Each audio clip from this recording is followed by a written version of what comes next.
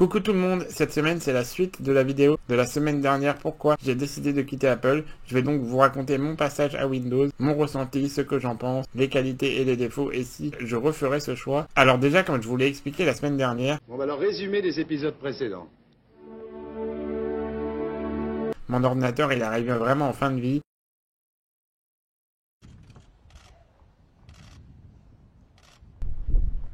Je devais changer au mois d'avril et j'avais pas les moyens de racheter un Mac et en plus les nouveaux Mac ne me disaient absolument pas. J'étais harcelé par des potes qui me disaient allez viens sur Windows tu verras c'est bien. Allez viens, allez viens, allez viens, allez viens, viens, allez viens, allez viens. Arrête de gaspiller ton argent inutilement et du coup j'ai franchi le pas. J'ai acheté un ordinateur que je qualifierais de milieu de gamme.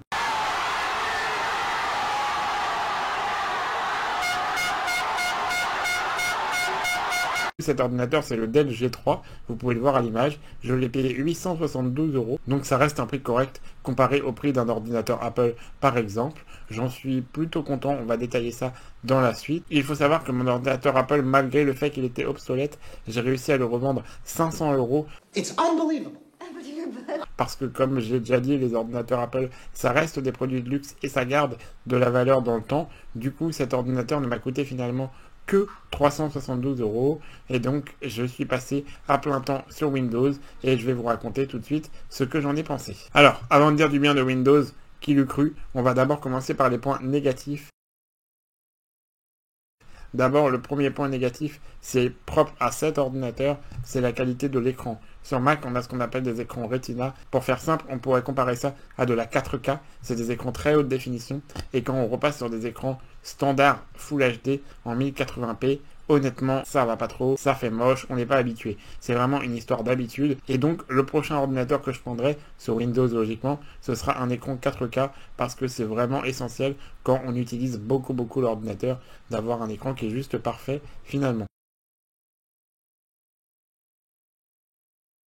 Ensuite, le deuxième point négatif, c'est moi forcément. Je ne connais pas Windows, je ne maîtrise pas Windows et ça se sent. Pour des questions toutes bêtes, je suis obligé d'appeler mes potes. Comment on fait ça? Comment on fait ça?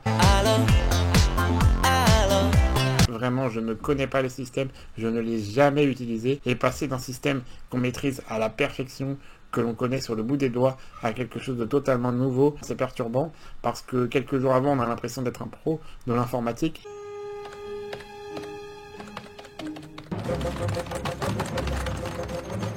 Et quelques jours après, d'être totalement novice. Alors, comment ça s'allume? J'ai une télécommande là. Appuie sur le bouton vert. Mais bon, ça s'apprend, et déjà je le maîtrise de mieux en mieux au bout de quelques semaines. Enfin, le dernier point, on va encore parler d'Apple, pour le coup c'est de la faute d'Apple et pas de Microsoft. C'est tout simplement l'interactivité avec le téléphone. Parce que j'ai encore un téléphone de la marque Apple, un iPhone 6 pour la petite histoire, et tout simplement, celui-ci ne communique quasiment pas avec l'ordinateur Windows, c'est-à-dire que je ne peux pas recevoir mes SMS sur l'écran, je peux passer des appels avec l'ordinateur, et encore ça marche une fois sur 10, mais tout ça, j'ai bien conscience que c'est de la faute d'Apple qui bride et qui empêche son téléphone de communiquer avec d'autres systèmes.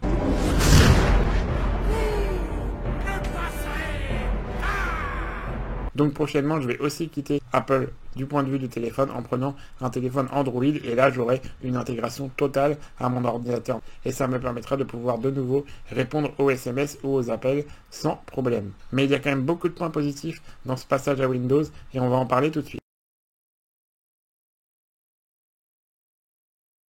D'abord, je critiquais le système d'exploitation il y a quelques minutes, mais il faut quand même en dire du bien. Vraiment, je trouve que Windows, ça s'est réellement amélioré dans le temps.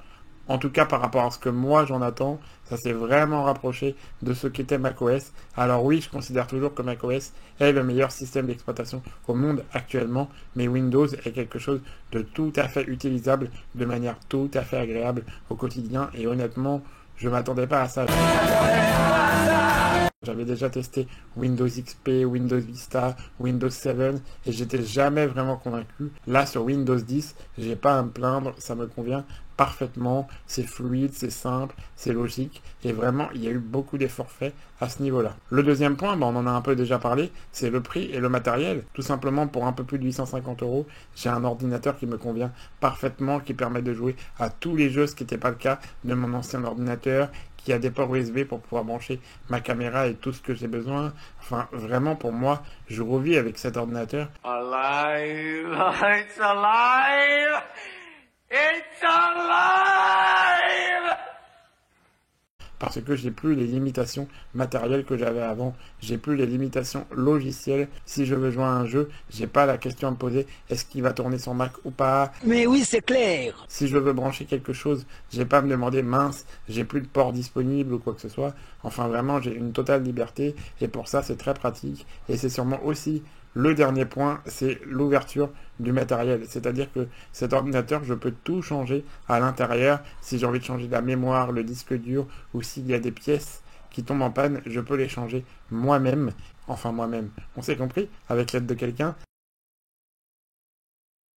Enfin moi-même. On s'est compris? Avec l'aide de quelqu'un.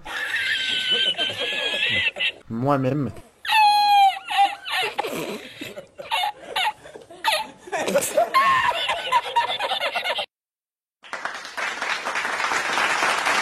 C'est vraiment pratique de ne pas être bloqué, de ne pas être dépendant de la société qui a fait cet ordinateur. Et voilà, on a beaucoup plus de liberté et vraiment, j'apprécie ça. La conclusion, c'est que je regrette pas ce changement. Non, rien de rien. Non, je ne regrette rien. Bien sûr que j'ai des petits problèmes d'habitude, mais rien de compliqué. Mais c'est quand même très compliqué à l'ordinateur. Non.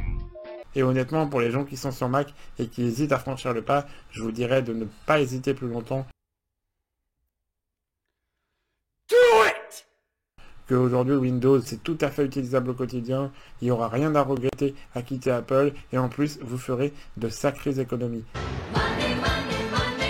La seule raison qui pourrait pousser certaines personnes pour moi à rester chez Apple, c'est si on utilise un logiciel qui n'existe que sur Mac. Le premier qui me vient en tête, c'est Final Cut pour la vidéo, mais sinon, si c'est pas le cas, honnêtement, il ne faut pas hésiter. Et pour les gens qui hésitent à passer sur Mac, je vous dirais que ça valait peut-être le coup il y a 5 ou 10 ans, mais je suis pas sûr que ce soit d'actualité aujourd'hui, ne serait-ce que pour les économies financières, à moins que vraiment vous vouliez absolument un ordinateur à la pomme, mais sinon voilà, restez sur Windows parce que je pense que l'avenir, il est plutôt situé sur Windows. Voilà, c'était la fin de cette vidéo en 2 parties pour vous donner mon ressenti. Je vous remercie d'avoir suivi ça, n'hésitez pas à vous abonner, on se retrouve la semaine prochaine pour une vidéo après ma première injection du traitement du Spinraza.